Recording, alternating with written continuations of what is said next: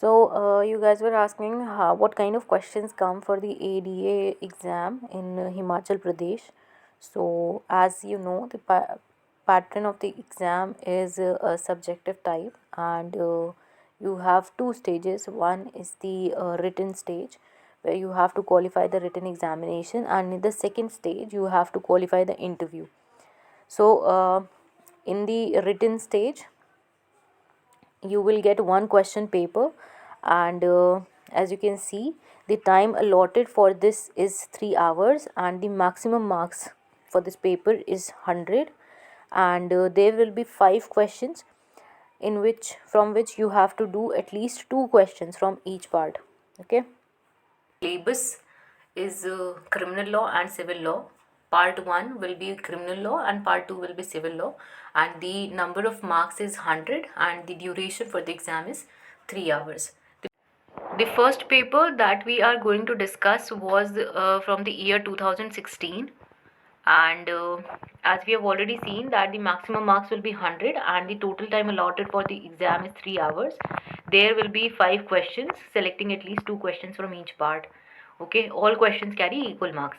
So 5 questions हैं, उसमें से आपको 2 questions हर पार्ट से पुट अप करना है. 2 पार्ट्स हैं, हमने देख लिया था पीछे. Part A is criminal law, part B is civil law, और 5 questions होंगे टोटल. उसमें से आपको 2 questions हर पार्ट से करना है solve. Now question number 1 is, Mr. X, a police officer who was armed with his service revolver, fired several shots at B, a constable. One shot hit B beneath the knee of his right leg and he fell down. Even after that, X fired another shot at B, which did not hit him. However, B died. In a charge for murder of X, it is pleaded that X only intended to frighten B or at the most to cause grievous injury and not to kill him. Discuss with reason the liability of Mr. X. Now, this is the kind of questions that will be asked in the examination. It's a problem-based questions for which you have to write answers with the help of case laws, if you remember any. Along with that, you have to write statutory provisions for that. Now, the question has 2 parts. You have to do both the parts. If in case you are attempting question number 1, then you have to attempt both A and B. Now, the B part of the question says that P and Q were the workers in the factory of M. A dispute arose between them with regard to payment of wages. One day, workers assembled outside factory and raised provocative slogans and hurled stones at the factory. Where some administrative officers were present in their offices, factory was partially damaged and some injuries were caused to officers who were inside. Mr. M, who too was incidentally present, came out with a revolver and fired a shot which killed P instantaneously. In a charge of murder against M, he pleads for his right of private defense. Discuss the liability of M, cite relevant provisions of law. Now, here also you have to do the same things, write the relevant provisions. If you remember any case law relating to this, you have to write that. अब आपका कुछ भी presumption हो सकता है इसको लेकर. आप कह सकते हैं कि एक्सेसिव इसने अपना right of private defence exceed कर दिया है. आप ये कह सकते हैं कि नहीं, he has the right of private defence. Whatever you write, what you have to do is you have to justify your presumption, whatever decision you are taking, that he will be liable for this charge or if he is not liable for this charge. You have to write your reasoning for that. Let's suppose you are saying that Mr. M has used his right of private defense and he should be he falls under the category of exceptions and he is not liable for any cause. Here the act is the act of causing murder. So if you are writing that, then you have to justify that what you have to tell what is private defense. You have to give reference to case laws where it is mentioned that if anybody is under apprehension of getting grievous hurt, then he can cause murder in that situation. And if in case you are saying that he has exceeded his right of private defense, then you have to write that he had a reasonable time to approach to the authorities in order to protect himself and his fellow officers. So whatever you write, whatever you think is the right conclusion for this answer, you have to back it with relevant provisions and relevant reasoning, और इसी तरह से आपका पूरा paper होगा. Okay. Like question number 2, the A part of this question is X, a cab driver who used to take employees to call center from Delhi to Gurgaon, was directed to make only 3 shifts in a day. On 1st of July 2016, he made 6 trips exceeding the limit prescribed. While returning for his last 6th trip from Gurgaon to Delhi at midnight, he felt sleepy due to tiredness and the vehicle along with 10 employees collided with the wall, causing death of Mr. P and injuries to rest. Decide the liability if any of X. Give reasons. So in this case we see what is applied. Section 304A will apply, as there is a death due to negligence on the part of the cab driver, and this is how you are going to write the answers. You have to write the ingredients of the section, and then you have to mention that how the ingredients are fulfilled in the problem, and then you will write your decision on the case. Okay. The next part of this question is X delivered his watch to Y, a watchmaker, to be regulated. Y carried it to his shop. X, not owing to Y any debt for which he might lawfully retain the watch as security, entered the shop and openly took his own watch by force out of Y's hand and carried it away. Can X be charged with the offense of theft or not? Give reasons to support your answer. So going by the problem, you can clearly see that since force is used here, so the offense committed here is not just theft, it's robbery. So you can write it, and if you feel like it's only theft, then you can give your reasoning for that. And if you want, according to me, the problem in this problem, the robbery has been committed since there is a use of force while snatching it away from the Y, right? So you have to write the section number, the name of the offense, and the ingredients, and how these ingredients are fitting in this problem. Okay. Now question number 3 is Mr. X was tried for the offence of attempted dacoity under section 399 and 402 of the IPC and section 3 of TADA, now repealed. He was not tried in that prosecution for illegal possession of firearms under Arms Act and section 5 of TADA. Mr. X is now being tried under Arms Act and TADA. He pleads that it is against his fundamental rights. Discuss whether stand taken by X is correct or not. So in this problem, you can clearly see that this is a case of double jeopardy. So you have to mention about section 300 and of CRPC, and you can also write article 20 of the Indian Constitution, and by giving reference to that, you can write if it falls under double jeopardy or not. Okay. Now the next question is A, intending to murder B by poison, purchases poison and mixes the same with the food which remains in A's keeping. Decide the liability of A. Will it make any difference if A places the same food on B's table or delivers it to B's servant to place it on B's table? Kindly illustrate your answer with decided cases. So in first question, we can clearly see that it was only a preparation and not an attempt, and in the second they have written what if the attempt has been committed. Then in both the cases you have to write decided cases if you remember any. See, if they have mentioned it that you illustrate your answer with decided cases, that means they want you to write some cases. तो अगर आप लिख देंगे that will add some brownie points to your answer. अगर आप नहीं भी लिखते हैं तभी कोई issue नहीं है. You can cite relevant provisions and your reasonings वो भी sufficient होगा. Now question number 4 is Gautam, who appeared in 12th class examination of CBSE, was declared pass with 95% marks from biology group while he had appeared in exam from mathematics group. Gautam remained silent about such mistake in mark sheet and procured a seat in a medical college. After 1.5 years of study, CBSE realized its error and informed Gautam as well as the medical college authorities to cancel his admission. Mr. Gautam contends it on the basis of doctrine of estoppel. Advise Gautam.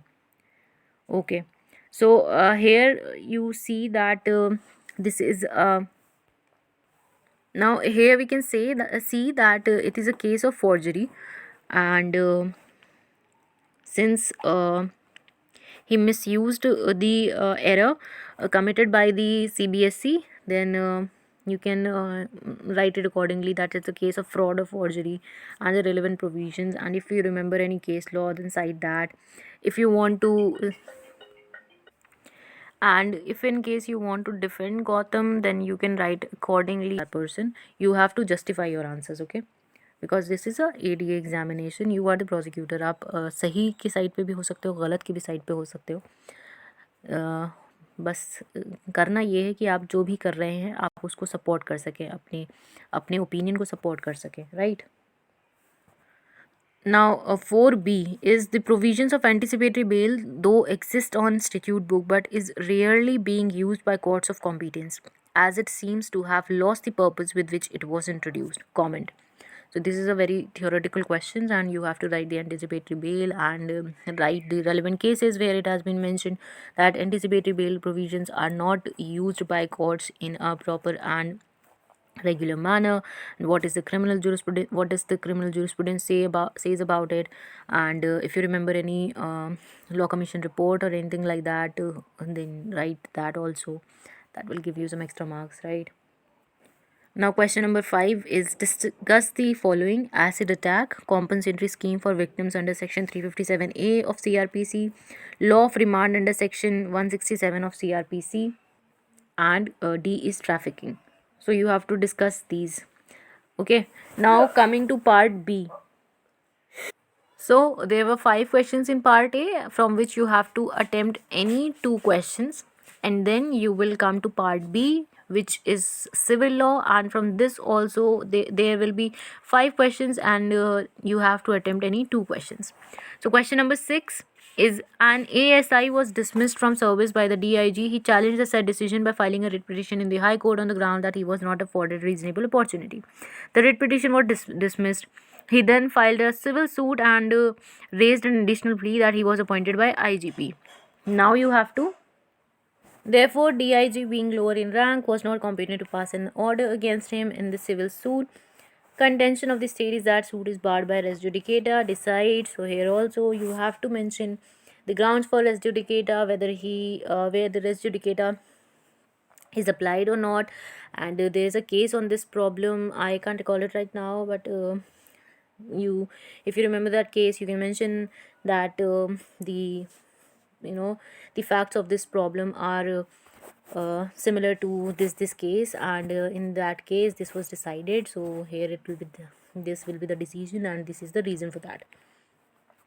Question number 7 is: state the provision which govern the determination of place of suing and answer the following questions.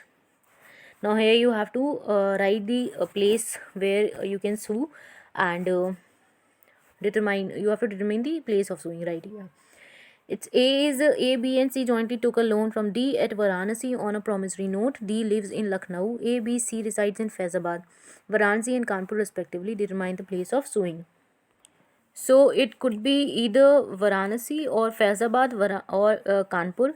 So Varanasi, because it was the promissory note was taken at that place, and Faizabad and Kanpur. Why? Because the defendant lived there, and but if in case if you file either in Faizabad or in Kanpur, then you have to take permission from the defendant. Like the defendants have to agree that they are comfortable coming to that place. Then only you can file it there.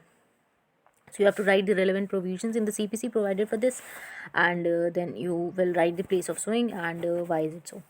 B. Certain immovable property of A falls within jurisdiction of the Dehradun court as well as that of Haridwar. A files a suit against them in Haridwar court, which is dismissed on the ground that larger portion of the stated property is situated within the jurisdiction of Dehradun court, and a very small portion of the same falls within the jurisdiction of Haridwar court. Assess the judgment legally. So, as we know that if a property, immovable property, lies in between two different places, then both the courts have jurisdiction and to try the suit. But along with that, you have to make sure that the pecuniary jurisdiction is also, falls within the jurisdiction of that court. And if in case the Haridwar High Court is um, has the pecuniary jurisdiction to entertain that suit, then the dismissal is not legal, and the plaintiff can file the suit in Haridwar as well, right? So you have to write this accordingly, and make it properly, frame your answer and write it accordingly. Okay. Now 8A is a Hindu undivided family sued in its business name. It was not appreciated at an early stage of the suit that in fact the firm name was not of a partnership but was the name of a joint Hindu family. Defendant objected as to the maintainability of the suit. Application to amend the plaint was made seeking substitution of three members of the joint family for the name of the family firm as plaintiff. Can this amendment be allowed? Discuss the relevant laws and cases. So here you have to discuss whether at a later stage of the suit the defendant can object regarding the name of the plaintiff and if it is maintainable or not. So these are the kind of questions that are asked, and you need to be very well aware about the procedure as well as the substantive law in order to solve these problems, right? But then what is the good thing here is that there will be 5 questions and you have to attempt only 2 out of these 5, so you can easily skip this, right? Now the B part of the question 8 is, can temporary injunction be granted in a case where the agreement of sale of a house is challenged by the transferor on the ground of fraud after the transferee has obtained the decree for specific performance of the contract? Now here this problem, you have to see that what are the ingredients for the granting of what are the circumstances under which temporary injunction under CPC can be granted, and what is the scenario where when specific performance has been granted and then later on the uh, plaintiff claims that the fraud was committed and the contract is void on the basis of that fraud. So how the court is going to entertain that, whether the court will entertain such kind of plea or not, then you have to write, right? Question number 9. A joint Hindu family consisted of father, his wife, 2 sons and 3 daughters. Father died in 2000 as an undivided member of the Mitakshara Upasana, and 3 years later wife files a suit for partition and a separate possession of her share in the property by inheritance. The son resists this suit on the ground that mother is not entitled to get share at the time of effecting notional partition. Decide the cases with support of case laws. Again, the question is from Hindu law, so you need to be very well acquainted with the Hindu law, the Contract Act, the CPC, the CRPC, the IPC, the Indian Evidence Act, and Specific Relief Act. Question number 10 is again from Hindu Marriage Act. Divya and Rahul married in December 2014. Just after a few months of marriage, Rahul left the home and abandoned Divya without any reasonable cause. During his stay, Rahul meted out cruelty to Divya. Aggrieved by this, Divya filed a petition seeking divorce under Section 13(1)(1)(a) and 1(b) under the Hindu Marriage Act 1955. Since then, Divya has been living alone without any assistance and help of her husband. Discuss whether Divya is entitled to separate residence and maintenance under Hindu law. Decide with the relevant cases. So here you have to see that if she is able to financially maintain herself, then whether there is any liability of the husband to give her maintenance or not, and here cruelty is also there, but she is seeking divorce only. So you have to write the answer as per the Hindu law only. No application of IPC, right? So these are the kind of questions that will be asked, and you have to write the answers. There will be problems. Civil law में तो देखा हमने कि सिर्फ clearly problems ही हैं. CRPC में तो आपका थोड़ा एक थियोरेटिकल क्वेश्चन भी था एक दो, बट CPC में सिर्फ आपके प्रॉब्लम्स हैं, and you have to be very well acquainted with the case laws and the provisions in order to solve these problems. Haryana की तरह ही आपका पेपर है ये, राइट? इतना कोई कॉम्प्लिकेटेड नहीं है, but then knowledge of the law is very important, and you can't just read things and ratify things and write it exactly. You need to be aware about the case laws and the provisions, and you have to write the procedure and the substantive law together. Okay, so this was the 2016 and I will share the link of the website from where you can download the other papers, previous year papers for this ADA exam. And if you have any other question regarding this, any other query regarding this, you can write it in the comment section below and I'll answer that. And if you are aiming for ADA exam or any APO exam, then I would suggest you to start working on your case laws and provisions. तो आपको करने ही करने हैं, be it judiciary or any other law exams. But in case if you are preparing for ADA, अगर आप Haryana ADA के लिए भी प्रिपेयर कर रहे हैं तो प्रॉब्लम बेस्ड क्वेश्चंस आते हैं. So you need to be very well acquainted with the case laws. ठीक है, सो दैट क्योंकि आपकी 90% प्रॉब्लम्स आपकी केस लॉज पे ही होती हैं या इलस्ट्रेशन पे होती हैं. So if you know the case, then you can solve the problem easily. And if you do not know the case but you are very well versed with the statutory provisions, तो कोई issue नहीं है, आप आराम से कर लेंगे, right? So that's it. And if you have any other question, please feel free to ask in the comment section. So I'll answer that. And all the best.